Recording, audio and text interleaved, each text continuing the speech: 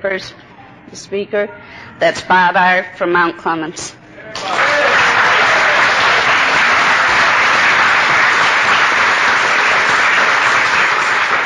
Hi, everybody. I'm Bob, and I'm an alcoholic. You see, that wasn't so bad. Turn the mic up. You know, it's characteristic of the alcoholic to be nervous, but I was really amazed not long ago. I gave a talk at a group over on the west side, and they asked a young man who was only sober 30 or 60 days or something like that to come up and to read the preamble. And he set it down, and he recited it word for word, and he done beautifully. And then the chairman, not to be outdone, recited our 5th chapter, word for word. And God, he was great. And then he turned and he said, I want to introduce the speaker for tonight. His name is... God,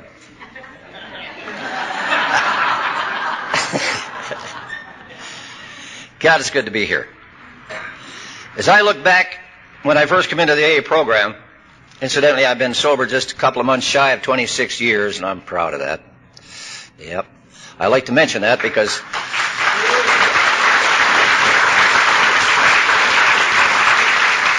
very often as I continue, it isn't too obvious.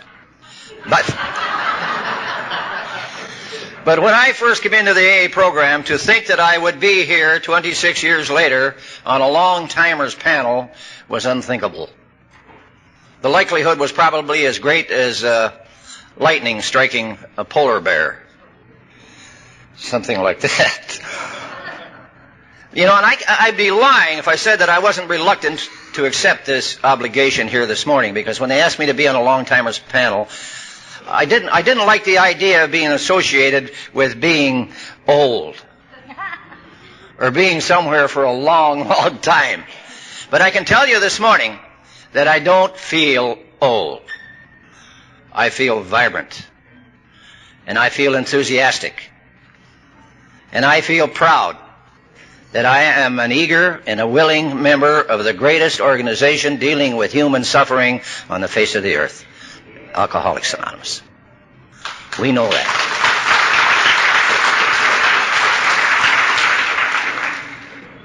Let me share with you, if I might, some of my experiences with old-timers in AA. I met my first old-timer that I considered an old-timer at my very first meeting.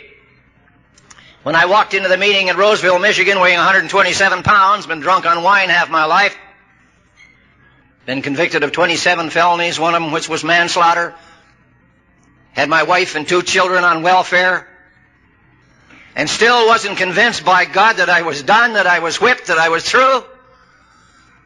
Still convinced that somewhere down the line I could drink again if only everybody would just leave me alone. Why the hell doesn't everybody just leave me alone? If it weren't for the lousy cops and my wife and those damn judges, why won't everybody just leave me alone? I remember how frightened I was, particularly as I sat next to this old-timer, and his name was Frank Kessler. He was a huge, frightening man. Frank weighed 280, 300 pounds, and he was a terrifying-looking creature to me. He had big, huge hands like footballs, and he had a red nose with a purple vein running down through the middle of it. And he was of German descent, and his voice was even more intimidating than his appearance. And God, I will never forget when it came his turn to talk that night, and he turned on me like an animal. And he screamed at me as he put that big fist in my face, God damn it, Bob, you got to surrender! And he hit the table. And when he did, I experienced my first warm feeling in the program.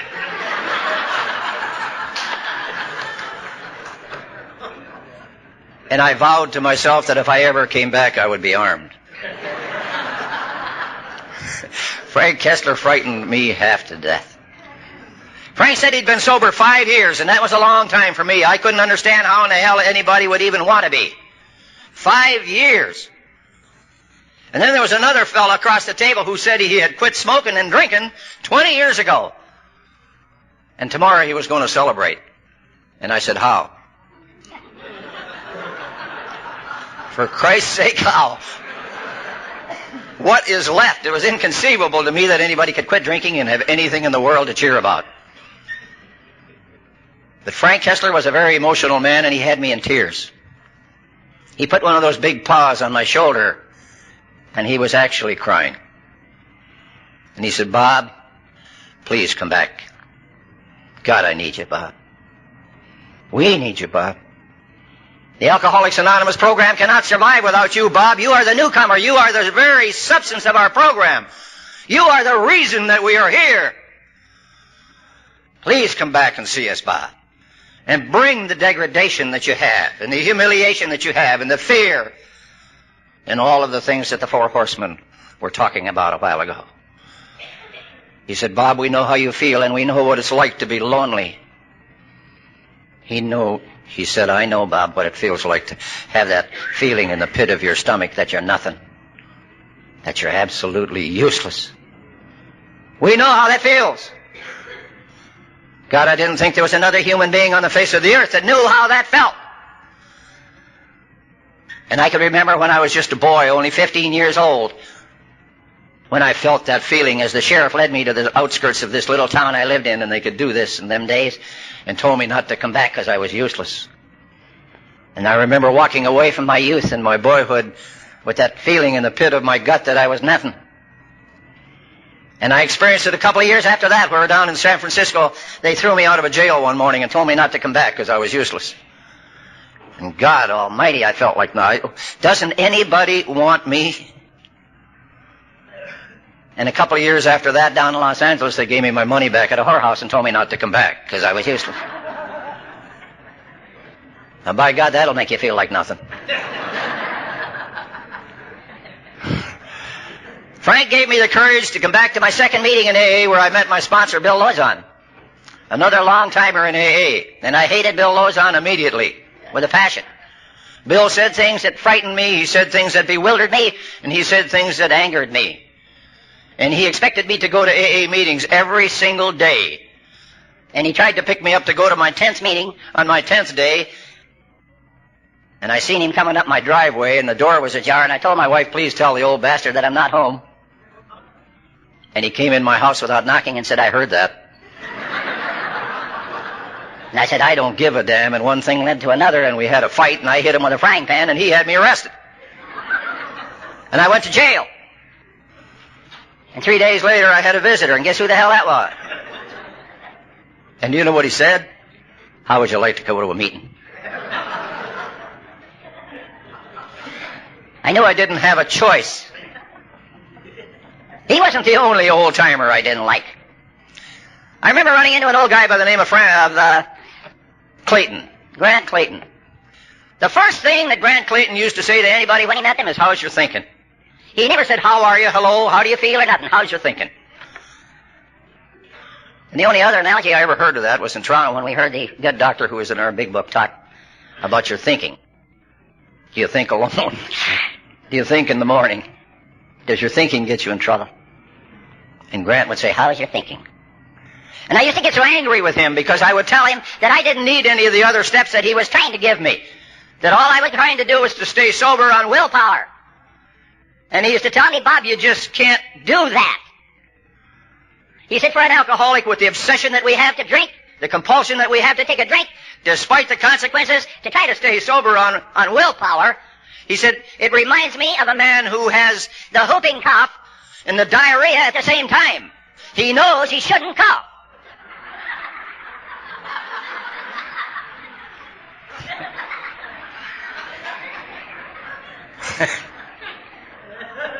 And he used to tell the story about the young alcoholic who came into the AA program, and after 30 days his wife said, "God Almighty, it's nice to have you sober, but God, do you have to go to so many damn meetings? You're never home."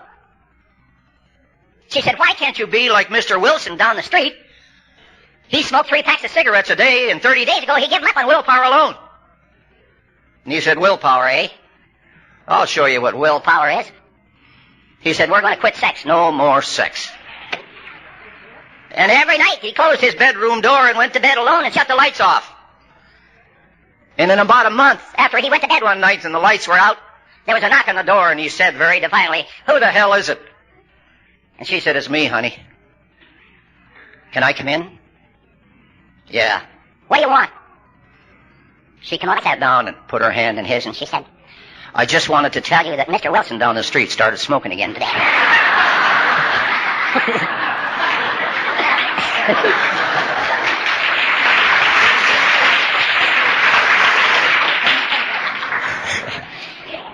God, I hated Grant Clayton. I remember coming to a meeting one night, all frustrated and full of despair, as we're talking about here. And he said, "What's the matter, Bob?" And I said, "I just simply can't seem to take an inventory." Well, he said, "Have you ever tried to write it down?" And I said, "No. Hell no." Well, he said, "Do you think you could be honest?" And I said, "Of course."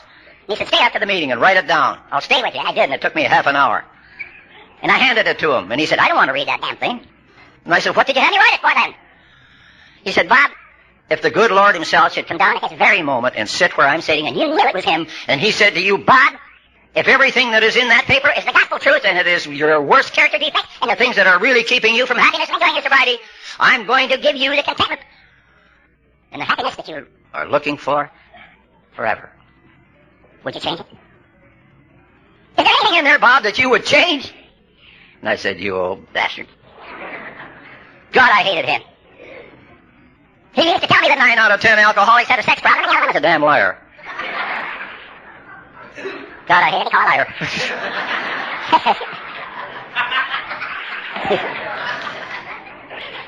I was introduced one night to a man by Tiny Muntz. And I came to love him instantly because he told me something about me. He said, "Ryan, after listening to me whine and whimper for a while, he said, I'll tell you what your problem is. He said, you remind me a great deal of this huge man I heard about who married this very small, petite little gal, and on their honeymoon they went to the motel, and the first thing he did, when they got in the motel, he took out his huge drawers and he laid them on the bed, and he said, 'Try them on, dear.' And she looked at him and she chuckled, and she said, 'They're much too big for me.' He said, 'Don't you ever forget it.' And she took off her dainty drawers and laid them next to the huge drawers and said, 'You try those on, dear.' And he chuckled and he said, 'I can't get into those.' And she said, 'You never will either if you don't change your goddamn attitude.' It's your attitude, Ryan. There's absolutely no way in the world, he said, can you absorb the principles and the steps and the fundamentals of the Alcoholics Anonymous program with a closed mind. Beware, it isn't your good judgment that got you here, Bob." God, I couldn't believe that. And I hated him. I remember Glenn Coffey from this area, who used to pound the table and say, "Continue, continue, continue." God, I didn't like him either. My sponsor took me over to see him. He said, "If there's any man who can help you, Bob, it's Glenn Coffey." And Glenn listened to me for a while, and he told me a story. He said, "Bob, I want to tell you about the first time St. Peter ever found out about Alcoholics Anonymous. He sent an angel down to find out what it was, and the angel reported back that AA was a place where drunks went to sober up, and some didn't.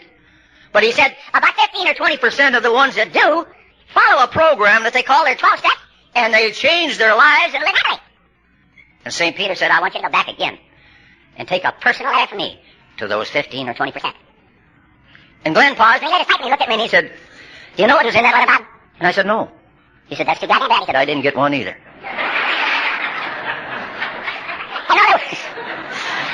In other words, Bob, start practicing the principles of the program. Start listening. There's more you gotta do than just lay down the drink. He said, "I'm sure when Moses met God in the mountain, and he asked Moses what he must do for deliverance and to help the people, the good Lord didn't say, 'Get your drink and go to your meetings.' There's things you've got to do. Please commit yourself, Bob. Dedicate yourself. Make a commitment. Surrender." Jesus, I hated that word. Everything that I ever let go of in my life had claw marks down both sides of it. I hated like hell to give anything up, to throw in the towel completely. I hated the old-timers. You know, I never thought for one moment, I've been fortunate enough, as Jack and many of us here that are old-timers, to sponsor many, many people in this AA program. And I never entertained the thought even that any of these people could have possibly thought of me as I did of some of the old-timers in my sponsor. Until one night at a meeting about 10 or 12 years ago, I was watching this man named Hank. And I don't even remember what we were discussing, but Hank was at my table, and I made a remark that I was my own worst enemy, and he interrupted and he said, "Not as long as I'm alive, you know." And he was serious. God, I was saying for here today, it took Hank, I think, 8 or 9 years running around with me before he finally put his arm around me one morning in my driveway and told me that he loved me. And he had a stroke that day, and he's never recovered. He died. And I'm so grateful that it happened that way. Hank, I remember taking Hank after being in Canada. I don't remember where I was, Ralph, or somewhere up in there. And I don't know what your policies are. I look at it and I can see that in the conference itself, it's the same. At our home group and around when we get done with any meeting, open or closed, we join hands and say the Our Father. Well, after I was done speaking, Hank was sitting in the middle chair by himself. And I went down and sat there, and when they closed the meeting, Hank and I were holding hands. And I looked around, I had a funny feeling, and nobody else was holding hands. Nobody. And Hank looked around, he got by like a hot potato. He never would go to another open meeting with me. He was a beautiful person. The old timers used to tell me, Bob, you've got to get down on your knees and pray. And I had abandoned that early in my life when I picked up my first drink and found out what that could do for me more than any God had ever done. And it was difficult for me to come back and try to make amends with my God. To pray.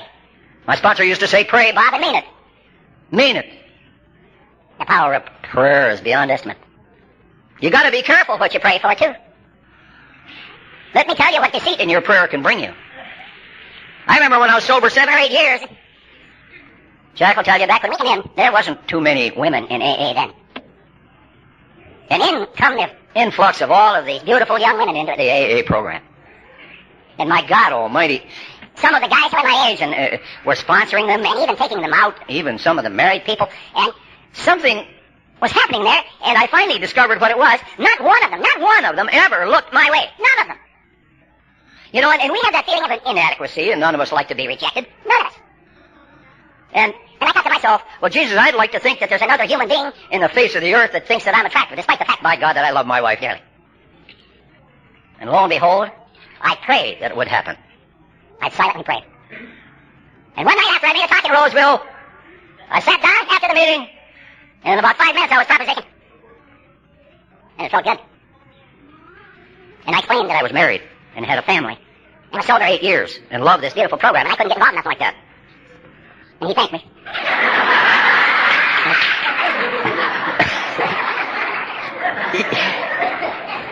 It's strange how our mind...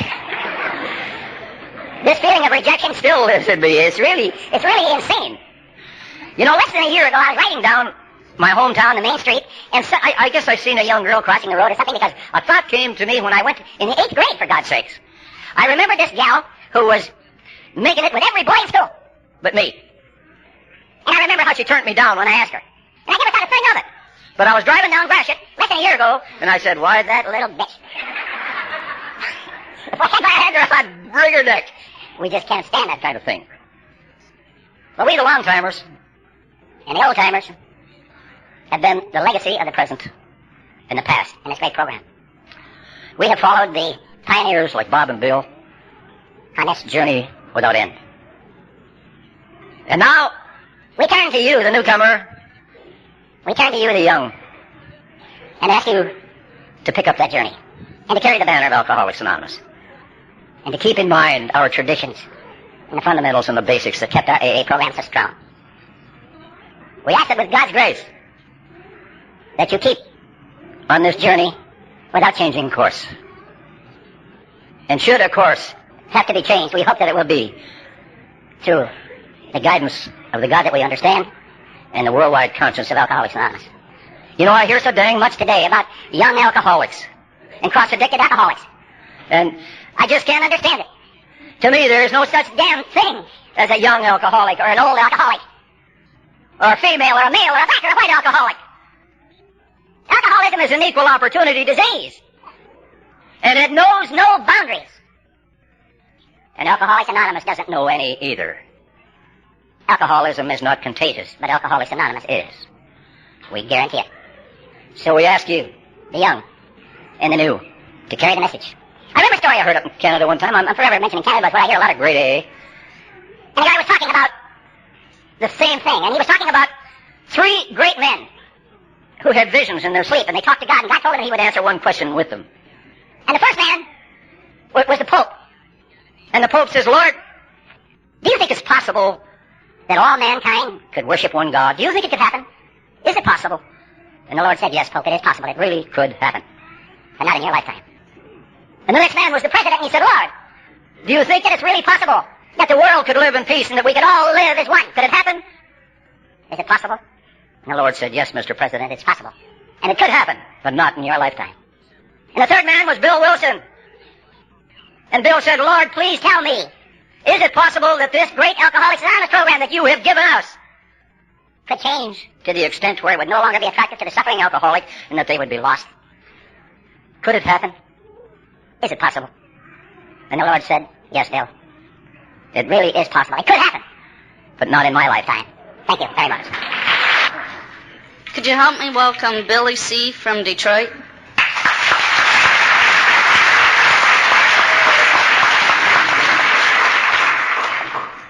Hello, my name is Billy and I'm an alcoholic. It's good to be here today. What a wonderful experience this is. I was thinking this morning that the long-timers are getting real smart. They begin to believe that I can get up here and talk to you, you know, and I think that something's wrong there somehow. But anyway, I also looked in the mirror this morning and I said, now, I thought that alcohol caused the red eyes and the blurred eyes in the morning, but I found out it's no sleep, you know, and I was surprised because I always blame that on alcohol. But anyway, it was good to hear Bob talk. Bob and I have been friends for many, many years, and I always get such a kick out of him. He tells you all the stories, and I'm not a storyteller, you know, so you'll hear the truth from me up here, but I'm not a storyteller.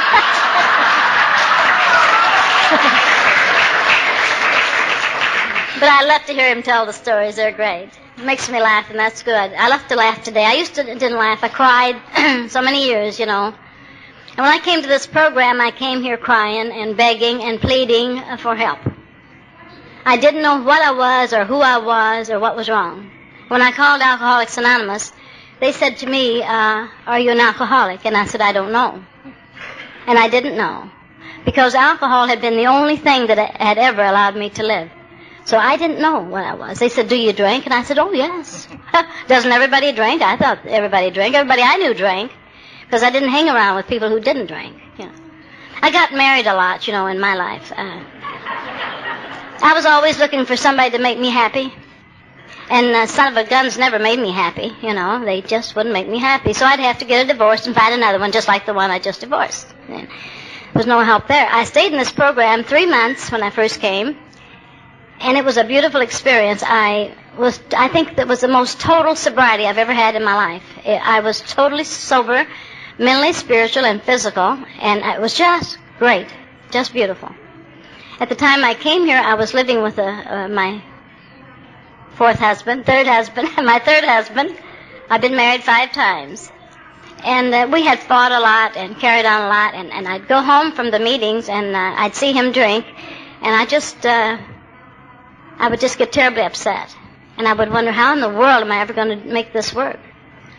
So finally, one night at a meeting, it was a closed table, and they were talking about lengths of sobriety. Somebody said he'd been sober for 20 years, and somebody had been sober 10 years, and so forth. And I thought, I can't do that. I can't stay sober for 20 years. So I went out and got drunk the next day. Because I can't stay sober for 20 years. And I can't stay sober today for 20 years either. But that was a good experience for me, I guess. I was out there 6 more years. I should be sober 26 years, too. But I didn't make it. Like Bob was smarter than me. He stayed and I didn't. But I went out and I experienced a lot of drinking again, but not the sick drinking that I'd had before coming to the program. It made a periodic out of me, at least. I was drinking every day of my life until I came to the program. And when I went back out there, I only drank every once in a while. I didn't go to many meetings because I thought you were really nuts. You know, I would go to these meetings and I'd look at you and I'd say, you know, something's wrong with you. You know, I just couldn't see that you were, you know, like you should be. There was something wrong. See, that's how sick I was. I couldn't see that you were well and I was sick. Well, I fell in love in this program, too. I met a fella and I just fell head over heels in love with him. And this other man that I had been married to was a Polish man, as I said. And I used to think that the problem was that he was Polish and I was a hillbilly, see, because he used to call me a stupid hillbilly and I called him a dumb Polak, you know. And I thought if we could only be of the same nationality or on the same level, things would be different.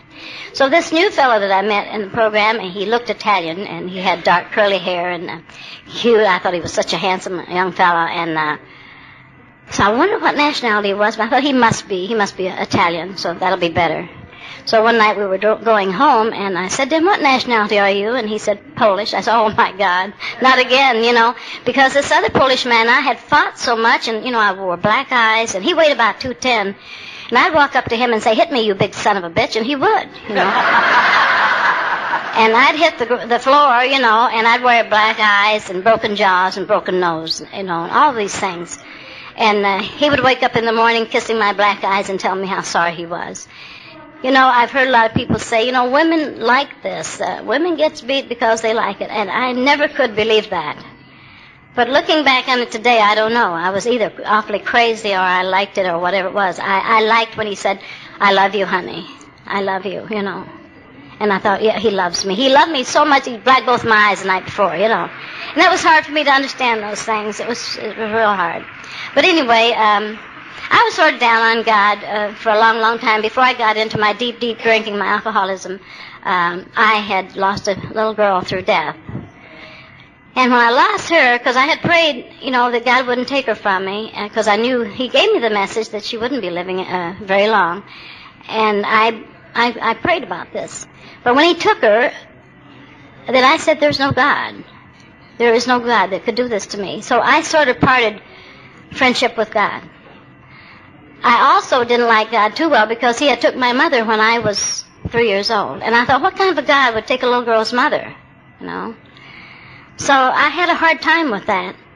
So when I came to the program and went back out again, I had an awful lot of tussle with God and what's right and wrong and what's wrong with me. And I remember the night that I found out that I was an alcoholic. It was long before I finally came to the program and got sober. But I found out I was an alcoholic, and I was so tickled. I was just so tickled because I had been called many things in my life, but I knew that I wasn't what they had called me. And I knew that I was something, I just didn't know what it was.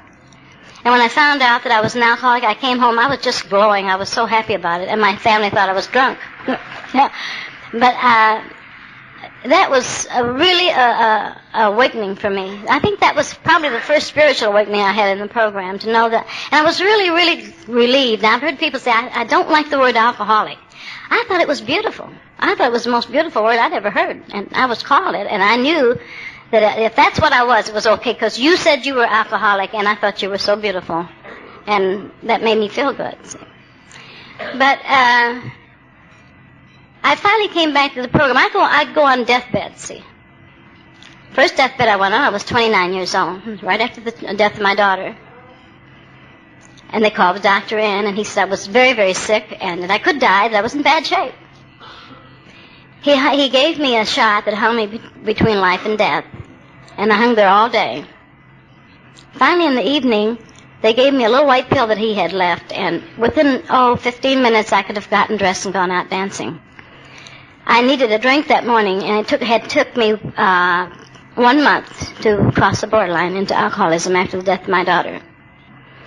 I could have gone dancing, I could have gone out for the evening, and I thought, that's strange. And I thought, well, maybe it was what I'd been drinking, maybe I'd been drinking too much, because I had determined to drink myself to death after she'd passed away. I said, I'll just drink myself to death, because there's nothing for me to live for. I was very sick. So anyway, I knew that there was something wrong all the time. I knew there was something wrong with my drinking. I would feel guilty. When my daughter lived, I would feel guilty when I would drink at night. I always got drunk when I drank. I always drank too much, so I was never a social drinker. And in the morning when I would get up, I would say, that's why God's going to take her from me. It's because I drank. I didn't do anything except drink, but I felt guilty about that. In time to come, I've done a lot of things. Bob told a lot of his experiences. I've done a lot of things I'm not proud of today. But I guess they were necessary to get me where I am today. When I came back to the program, I came back with the honesty that I needed in the first place. But you see, again, I wouldn't take anything for the experiences of the 6 years, because I learned a lot of things that I needed to learn. Had I gotten sober and stayed sober then, my ego would have been so big that you couldn't have stood me, So I had to go back and get some more humility and come back with the humility it took to get me sober. I finally married this man that I fell in love with in the program. we had the 6 years that I was drinking was with him. And, you know, we were really nuts because we would get drunk and fight and argue and carry on, and we'd get sober and fall in love again for 6 years. So it made for kind of a bad situation, excuse me.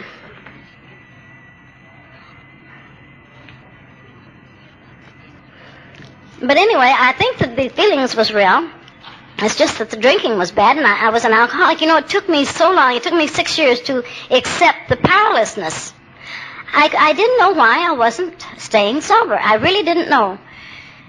So I've been sober now 21 and a half years. And April the 29th, 1965, I got up one morning after a weekend of drinking, and I said to myself, you know, why aren't I sober? I'm walking the floors, and I don't feel good. I felt a lot worse, but I was just really perturbed with myself that morning, and I said, why aren't I sober? I knew other people in the program, and they were still there, and they were sober.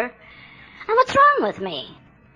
And something said, well, you've got to quit drinking. I said, oh, I hadn't thought of that. You know, I thought about cutting down, you know, slowing up. People used to say to me, just don't drink so much. You'll be okay. You know, just don't drink so much. But they never told me how not to drink so much. I didn't know how to do that. Because every time I ever took a drink, I didn't stop drinking. From the time I took my first drink, which was 16 years old. I never stopped drinking. I have never been a social drinker. I have never had one drink. Except the day that I finally, in 65, when I finally quit. I had one bottle of beer and one half of another one. And every time I've ever wanted to drink, I want that half a beer that I poured down the sink. Drives me crazy sometimes. But anyway, I did come back with more honesty, and I stayed sober for a year, and I lived with this man that I had married, and was hoping so much that he would come back.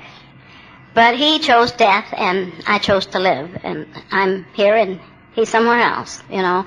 And this is a sad part. Everybody don't choose to live. And that's why I'm grateful today that I chose this. And I am so grateful for you, and I'm so grateful for Bob and Dr. Bob and Bill Wilson. I'm so grateful that they brought this here for me. Can you imagine a 70-year-old woman being out on a bar stool someplace today? I wouldn't be here to even experience that. So it really fills my heart with so much when I think. Must have been God inspired. I don't know how any two people or any 100 people could write the book that they wrote, and for me and all of you. You can recognize yourself, and so can I. And so God must have had a little hand in that somewhere along the way. I have had a lot of experiences. I remember one of the old timers, as you want to call us, when I met this husband that I married in the program. You know, my sponsor had been sober for about 7 years probably at that time, and she said, my God, he's sick. It made me so damn mad. What do you mean he's sick? You know, I couldn't see anything wrong with him. That's how sick I was, see. And, you know, the people who were older than I was there in the program back then, they would tell me these things like Bob was telling you, and I'd get so mad and teed off at them and say, why don't they mind their own goddamn business, you know, and leave me alone. And I always said, if these men, you know, that I married would make me happy, if they would only do something and leave me alone, let me, you know, I'm fine. Nothing wrong with me. When I came to this program, I thought I had no character defects. I couldn't find a thing wrong with me. But let me tell you something. Them guys that I've been living with had a whole lot wrong with them. A whole lot. And I thought if they would only, you know, do as I say. But they wouldn't. They just wouldn't do as I said. I had a hard time. They would not listen to me. And I wanted so bad to control them, you know. And if they would only do what I said, everything would be just fine. We wouldn't have no problems at all. None at all. I like the men who allowed me to drink, you know. I'm grateful for the third husband in my life because he allowed me to drink myself to this program. The first date we ever had was at a Polish wedding, and I'll never forget it. We went there and we just had a ball, and he just let me drink all I wanted to drink. And I thought, now there's a man after my own heart. There's a man who knows how to live, you know, knows how to show a lady a good time. Because we went to the bar every evening after that and drank. We had come up with a good idea one night. We thought two could live cheaper than one, so we moved in together, you know, with my 2 children. I have 3 children from 2 marriages. So we lived together for 5 years, and finally he broke my jaw, and I had to go to the hospital, and I had a cast on my head, and I came home, and I sat down in a chair and got just as drunk as I could get because I hadn't had anything to drink for about 2 weeks, 10, 12 days. And I told him, it's about time you left my house. Now it's my house. My kids, my this, everything's mine. And you will not do this to me again, ever. Okay, he would leave on Friday, so Sunday he went to church every Sunday. He used to pray at night, and when he'd kneel down to say his prayers at night, I'd stand in the doorway and I'd say, look, the halo around your head. You know, just make all manners of fun of him. But Sunday he went out to church and he came home and I was sitting in my favorite chair, pretty much in my cups, and he knelt down beside me and took my hands in his, and he said, Billy, I love you. And I'd rather have both my hands cut off than to ever hurt you. Please let me stay. Don't make me leave. Now, you know I wasn't going to let him leave. Who was going to buy my booze? I bet I had him on his knees. You know, that's where I wanted him. And I said, okay, let's have a drink. We'll talk about it, you know. Well, he never left. But there were times that he was going to leave and we were going to separate, and we'd go down to the corner bar, a neighborhood bar, to have a drink with our friends and tell them our sad story. And they'd say, oh, you're such a nice couple. You shouldn't separate, you know. So we'd get drunk and go home and forget about it that night, and, you know, until 2 or 3 weeks later we'd be down there again, you know. And that's the kind of a life we lived. That's what drinking was in those 10 years for me. Those were 10 years of deep, dark hell. Most of it was.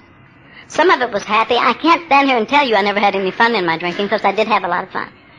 But I came to this program in '59, and when I came the first time, I had to leave this man because he got really violent after I came to the program because I was interfering in his drinking. My sobriety, he did not like. Can you imagine not liking me sober? He wanted me drunk because he wanted the control. I know now what that was all about.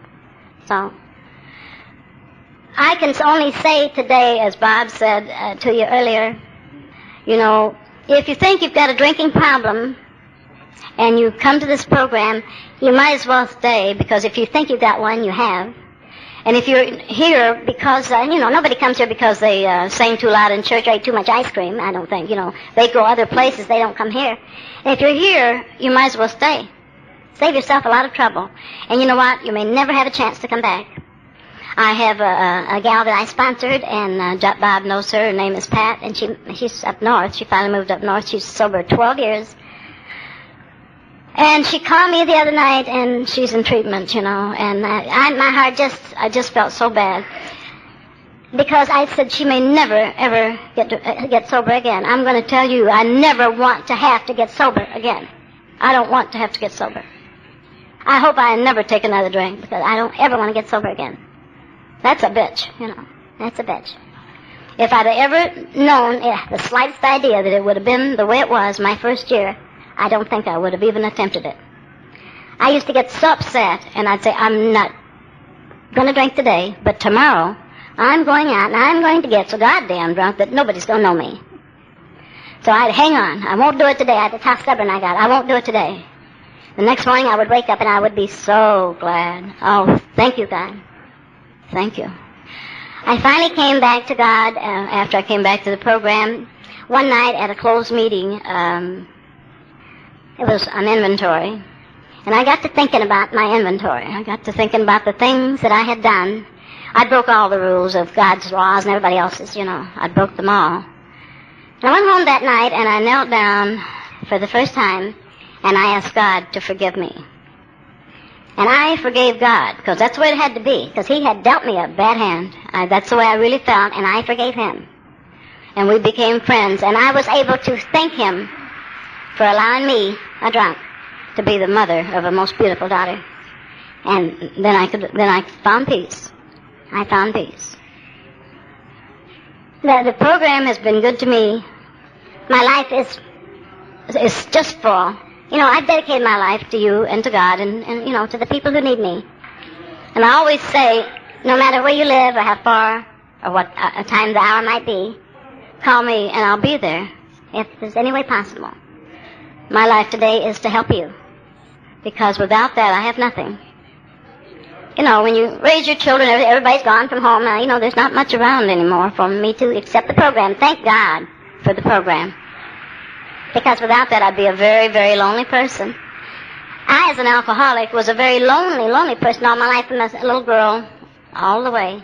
I live in Florida most of the time now, but I'll be sitting there on Sunday afternoon, and I'll be so lonely, missing you. I want to be home. I get homesick, and I get lonely. Down there, the meetings are much different than we have them here. You're so very, very lucky. We have 50 people around a table, in Florida, and you might get to talk if you come back. Many, many times you might get to say something, and you might not get to say anything for a long, long time. I can stay sober there, but I'm sure glad I didn't have to get sober there. I think that Michigan has the best AA program. This, Michigan and Canada, I like Canada, but Michigan has the best AA program there is, and I've been quite a few places. So, I'm not going to bore you too long because Bob, he's so funny, and I just enjoyed him so much that he took all the joy out of it for me to get up here and talk now, 'cause I love you, Bob. I love you, Bob. But anyway, it's just been a delight to be here. They told me when I first came to AA that I should never say no.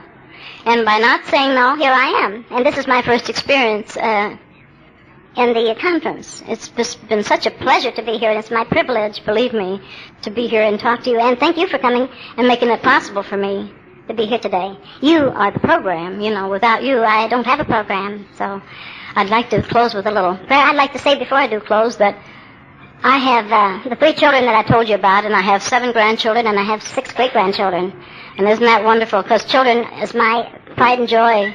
Old folks used to be, and kids. Now, the old folks, let's don't talk about that, okay? Because it's getting close, So I'd like to close with saying thank you, God, for this lovely day. Let us know that come what may, we need so much to live the way you want us to. Forgive us when we don't pray in a sanctimonious way. At church on every Sabbath day like some folks do. Just let us know that when we stray, that we can stop along the way at any time of night or day and talk to you. Thank you, and God bless you. Could you please help me welcome our final speaker on the Long Timers panel, Jeff P. from Ontario?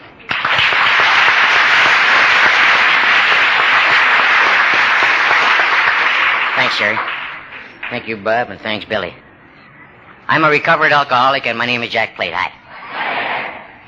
I can get more excited about being sober than that. Let's hear it. Hi. Thank you. I pray every day that I never lose the enthusiasm for sobriety. I pray every day that I never take this program or you people for granted.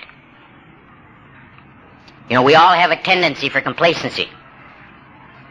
We all have a tendency to feel that we've arrived. I heard a speaker not too long ago say that the biggest danger in an alcoholic getting removed from booze is you get him a little bit better and he convinces himself he's well. I sincerely hope that never happens to me. I told you first of my alcoholism and secondly my name because that's the order of importance in my life. Many times I've reversed the order of those 2 facts and felt that the first and foremost fact in my life was my name and hopefully the impression that it made on you. Thanks, Bob. Secondly lay the fact of my alcoholism. As a result, I've gone back into recovery 40 times. We used to call them drunks, now we call it recovery. A lot of things have changed since I came to Alcoholics Anonymous.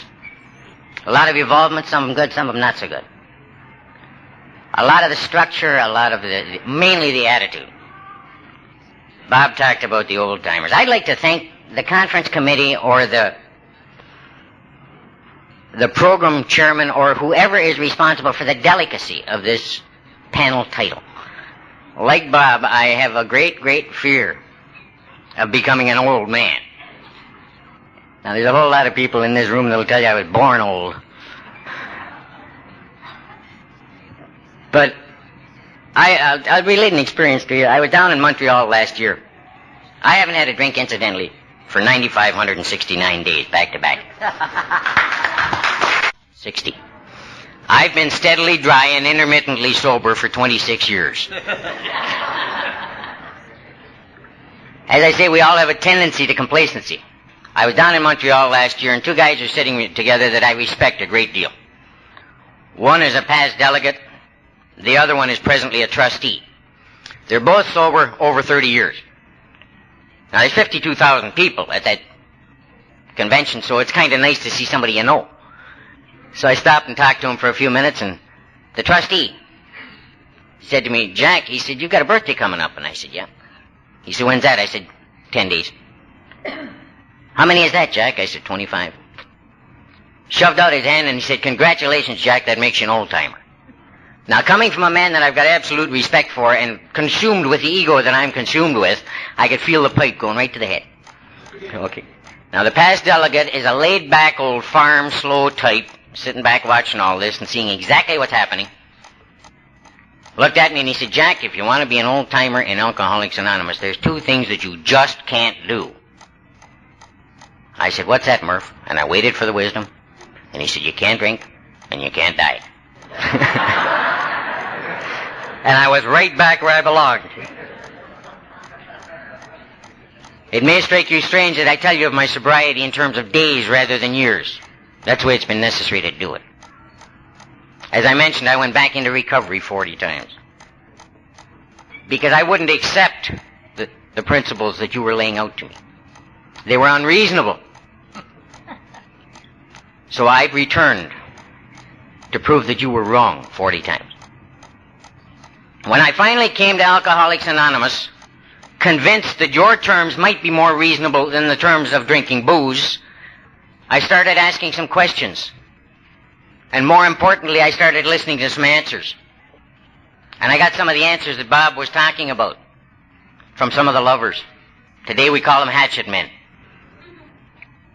It was a tough love. It was the kind of love that I needed. It was the only kind of love that would work on the kind of ego that they were dealing with. I was such a lovable personality that on my first trip to Alcoholics Anonymous, after 7 months' exposure to me, you took a move that to my knowledge is unprecedented, and I sincerely hope will never be repeated. You threw me out of Alcoholics Anonymous by democratic vote. I stand here today the only person to my knowledge who has ever been thrown out of Alcoholics Anonymous by democratic vote, and you've got to be totally unbearable to make the grade. So I fixed you, I got drunk. You know the alcoholic formula, I'll fix you, I'll kill me, and you'll be sorry. Anyhow, when I came in and I was willing to listen to some answers, I asked an old-timer, Jack, how the hell do you quit drinking? He said, it's pretty tough, Jack. He said, you got to stop pouring it down your throat. I said, that's great, but how the hell do you get sober and stay sober? He said, you don't take a drink for a day. Now, can you work hard enough at it to screw that up? And that's where I had to start. That's the kind of basics you had to get it down to for this alcoholic to understand it. And I've done that 9,569 times back to back. And that's why it's important to me to count the days. Because I don't stay sober by the year. And I doubt very much that you're capable of it. Our program was laid out on a one-day basis. You know, many times I've been asked to describe my condition when I got here. I can sum it up in a word. It was desperate.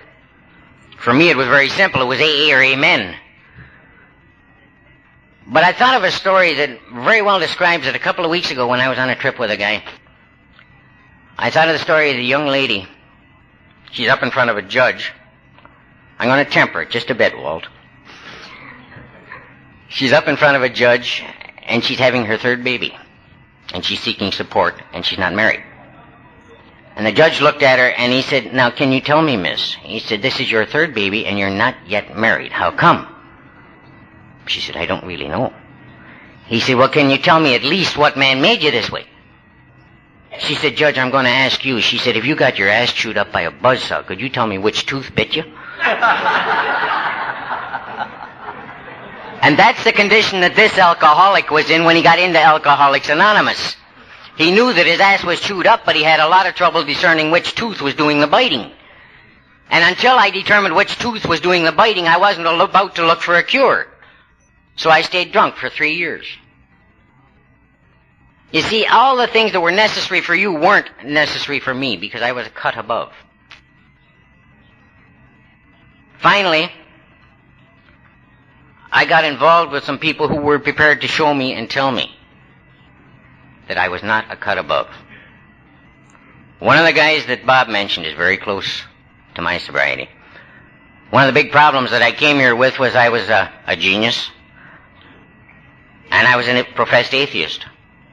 Now, I say professed because I have never met a bona fide atheist.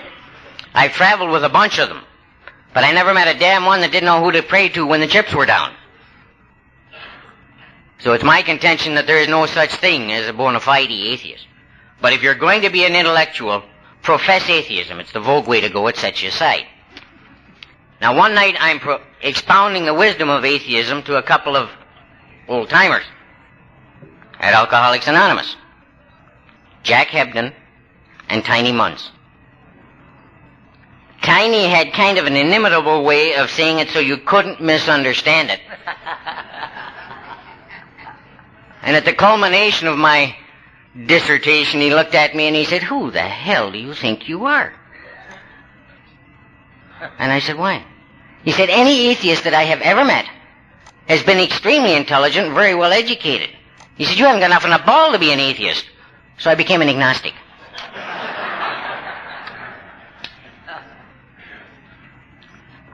Early in my sobriety, I was walking around tripping on my lip one night, and another old-timer, Raymond Douglas Stanford, walked up to me and he said, "You don't look good, Jack."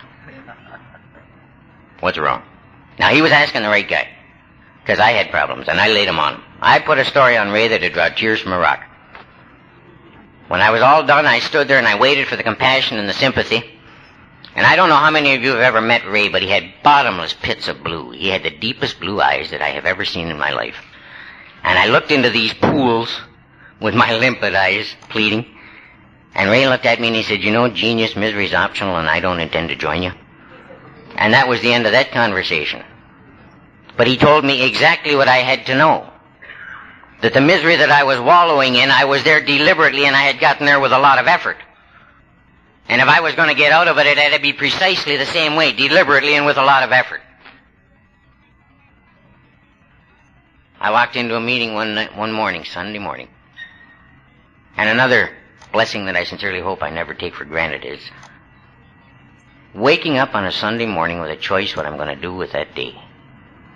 I don't know how many of you that's novel, but it's still a novelty in the life of this alcoholic. If I want to go play golf, I can go play golf. If I want to cut the grass, and that don't happen too often, I can cut the grass. If I want to take my wife and family out for a ride, or whatever I want to do with that day. If I want to go to church, if I want to go to a meeting, I'm free to do it. The choice is mine. I don't have to be out roasting up a jug someplace to get sick, get well so I can get sick again. And this particular Sunday morning, I walked into a meeting at Preston Scout House, and the most gracious old man that ever drew breath, Davy Panabaker, was standing at the front door. He had a smile that had light up a room. He took my hand in his and he said, "How are you, Jack?" And I said, "Not so good, Dave." You know, whatever the mood of the moment dictated is what I pleaded for, and I wanted sympathy at this particular time.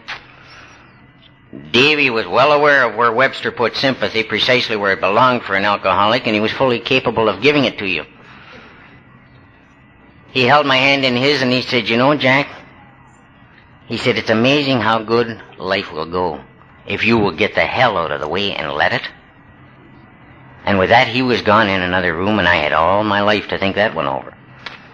You know, the old-timers then had a mean habit that I don't see exercised in Alcoholics Anonymous anymore. When they walked in a room and shook hands with these old bastards, they put the anchor on. And you weren't going anyplace until they were done talking to you. And that's what they did to me. I could never evade because they had me clamped. Jack Hebden, the old one-eyed bandit from Guelph, he had a particular penchant for me, I'm convinced. Because he would get me in a corner and he would butter me, and he would butter me, and he would show me concern, and he would bring me right up. And then he'd nail me right between the eyes. And my wife would be on the other side of the room, and he'd wind his way over to her, and he'd jab her in the ribs, and he'd say, "You're going to have a tough time with a little bastard tonight. I got him good." And I used to tell Audrey, if that man's at a meeting, I'm not going. And if I go in and he's there, I'm leaving, so be ready to leave quick. And there'd be 100 people in the room. Jack was on that side, and I was on this side, and he was like a magnet. He drew me to him. Because the man had what I wanted. I couldn't put a tag on it. But today I can identify it. He had the thing that you people have taught me, and you have allowed me to come by. He had the right to conviction as the result of opinion based on experience. And that's what he was prepared to share with me. He wasn't theorizing, he wasn't theologizing, he wasn't giving me the wisdom that he had gotten out of books. He wasn't talking down to me from a position of superiority. He was riding my gut from equality. And I couldn't refuse to identify with that. I had tried many times. I damn near killed myself proving that I didn't belong here. You know, I find it a paradox today, because if I had gone to a doctor at age 23 and he told me, Jack, you've got terminal cancer, but we can cure it if we get at it right now, I'm very sure that my only question would have been, how quick, Doc? Where? If you got a knife and a table, let's get at it. Because I don't want to die. And yet I came to you people at age 23 and you told me precisely the same thing.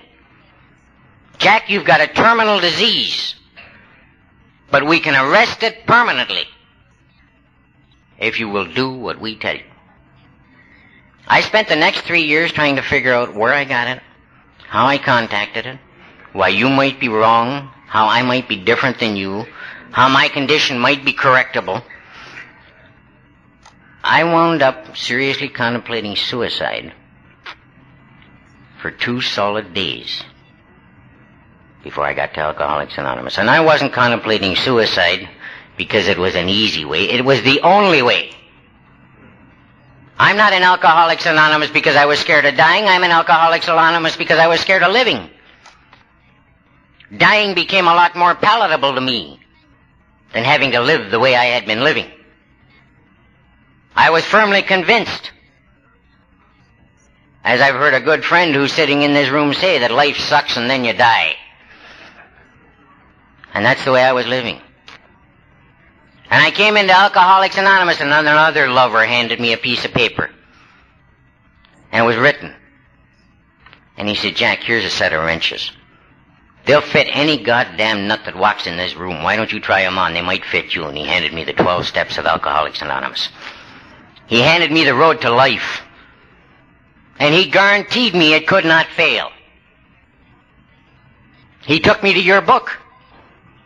It wasn't mine then, it was yours. And I sincerely hope that the book that you have at home, and I assume that you have it, says the same thing as mine does.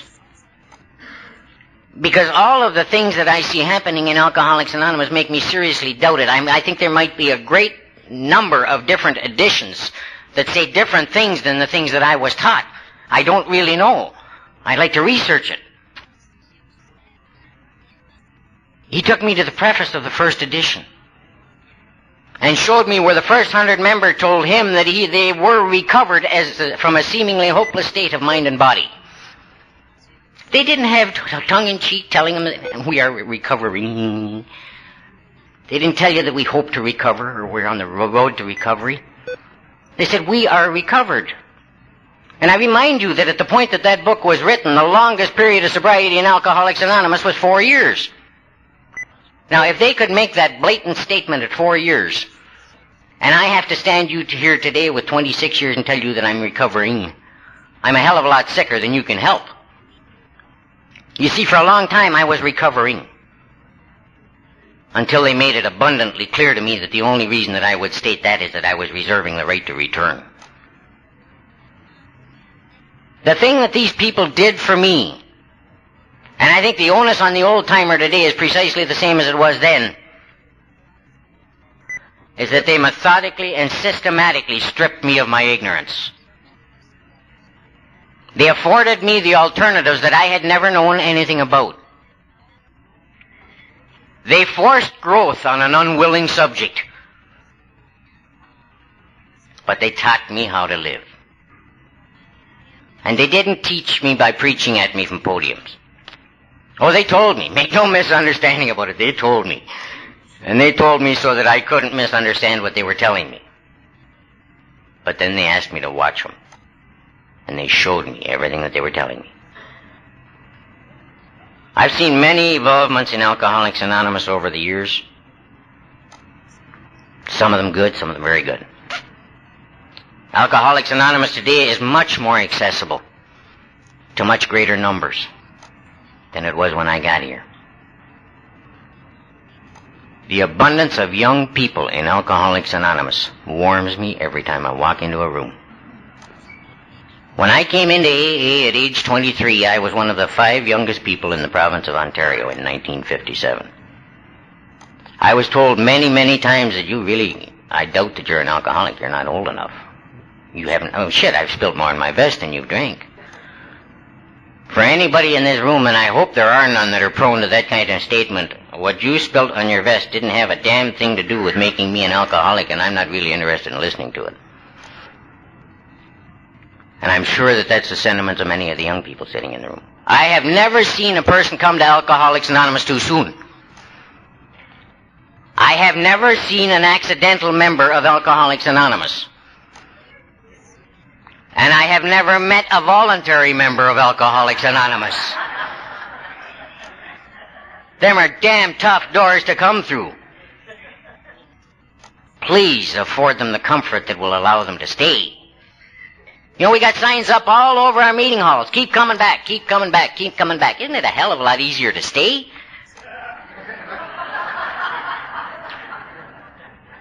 I kept coming back until it damn near killed me.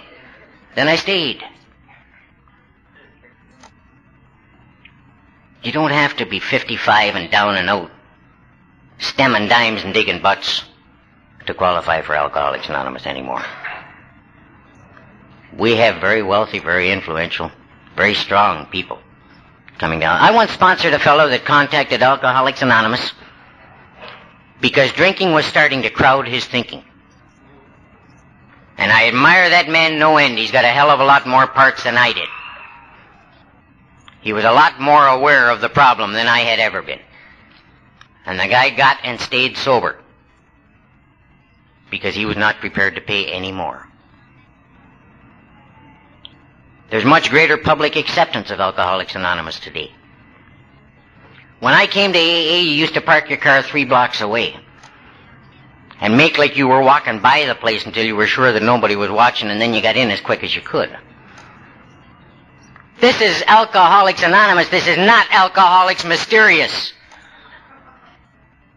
I'm not saying let's wear it as banners, but damn it, I don't think anybody in this or any other room in today's attitudes has to be ashamed of being a member of Alcoholics Anonymous. Unless you're not sure you want to be. Unless you're not sure that you're staying.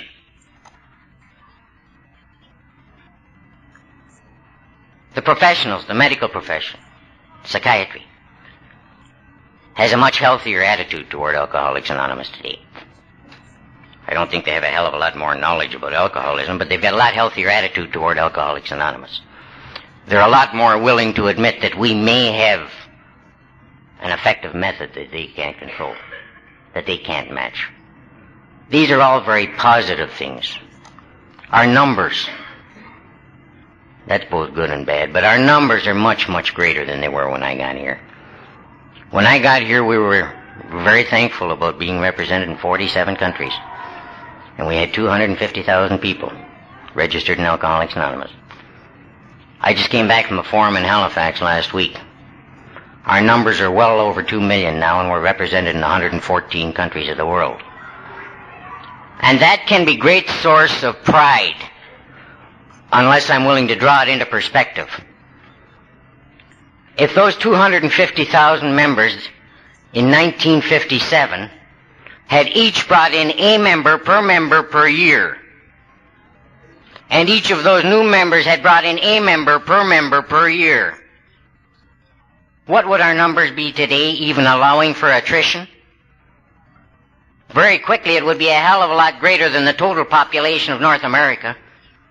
So I don't think we're really in a position that we can rest on our laurels because we're 2 million strong.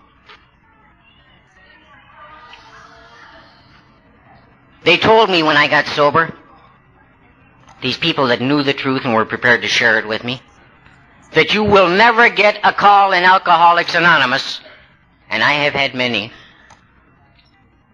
where the lush dialed the phone. Every time you get a call in Alcoholics Anonymous, God dialed the phone. The lush just pushed the numbers. And God didn't dial your phone because he told that lush phone plate he can help you. God dialed your phone because he told that drunk phone plate that poor bastard needs help. And every time I have even thought, God, doesn't he know it's 3 o'clock in the morning and I gotta work tomorrow? The inconsiderate bastard. I've got a dinner appointment in an hour and a half. I don't really have time to be picking up drunks and having them puke all over my car and my suit. even entertained those thoughts, I have relinquished some of my rights to the peace and the growth that's available in Alcoholics Anonymous. My phone has never rung because God was directing a lush to an alcoholic recovery home. My phone has never rung because God was directing that lush to professional help. My phone has rung because he thought I needed the help and Alcoholics Anonymous was the place for him. This was indelibly impressed on me when I came down. You see, when I got sober enough to get a little bit lucid, I recognized that some gratitude was behooved of me. And I ran back to these guys that had helped me so much, and I could thank profusely, just laid it on as we're prone to do, gave thanks, and asked them what I could do to pay them back. They said, you don't owe us anything. If we hadn't had it to spare, we couldn't have given it to you. And I was relieved. I was off the hook. And then they very quickly told me, now don't let that delude you into believing that you don't have a debt to pay. You owe it to the next guy that needs it. And then they threw in the hooker. They said, you owe it exactly the way you got it. Because that's the only way you understand it. And I think many of us have gotten well enough, maybe affluent enough, maybe comfortable enough, that we've forgotten that. There's easier, softer ways.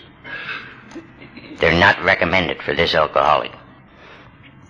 If I want to stay in the grace of my God, and I want to stay entitled to what's available in Alcoholics Anonymous, I had better be prepared to pick up my own freight, not wish it off on somebody else.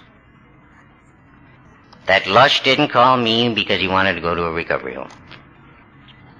That lush didn't call me because my God didn't recognize that it was inconvenient to me right at that point. I got the call because I needed it, and I was the direction that might get him there.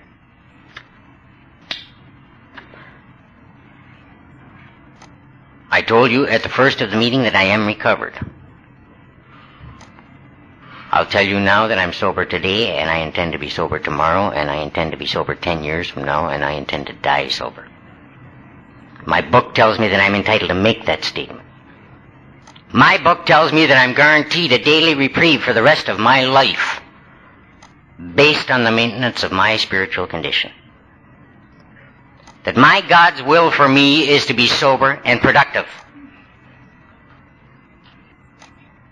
As I understand the program of Alcoholics Anonymous, it's God's will at work. If I will just follow it, I can't miss. You see, the only day that I can die in is today. And I have absolutely no intention of taking a drink today. And that guarantees me the right to state what I have just stated. You may quarrel with it. You may take exception to it. Don't bother arguing with me about it, because I've come 26 years to make these opinions, and they're mine.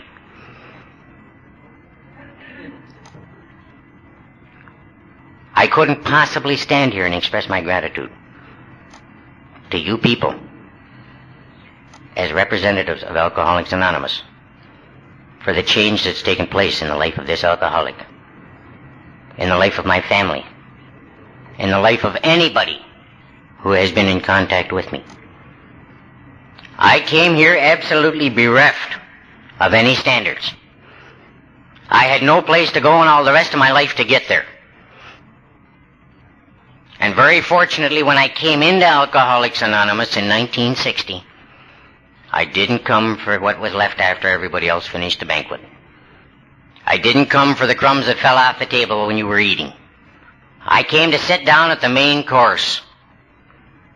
I came convinced that I wanted and I was entitled to everything that was available in Alcoholics Anonymous.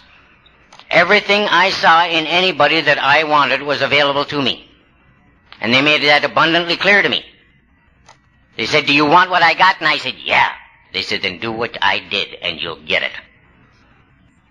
I've never been able to prove them liars. I've never been able to find any softer, easier way.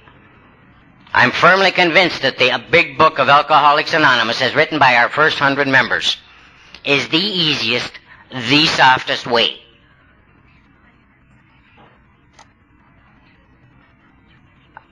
I'd like to close with a little poem that I received in the mail 23 years ago, and still best expresses my sentiments for Alcoholics Anonymous.